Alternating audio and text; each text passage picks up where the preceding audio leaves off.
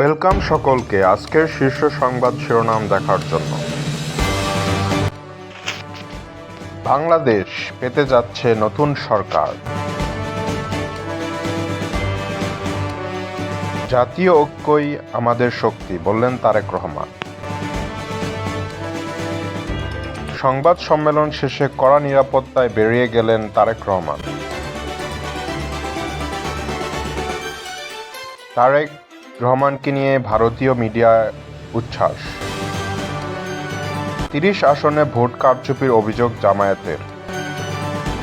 মির্জা আব্বাস ও পাটোয়ারীর আসনের ভোট পুনর্গণনা নিয়ে বার্তা দিল নির্বাচন কমিশন।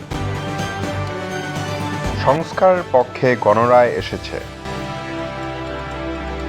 রংপুর ৪ ভোট পুনর্গণনার দাবিতে সড়ক অবরোধ। মন্ত্রিসভা নাকি বঙ্গভবন, কোথায় যাবেন মির্জা ফখরুল?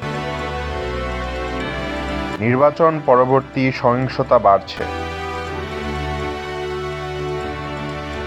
বিএনপি জামায়াত সংঘাত।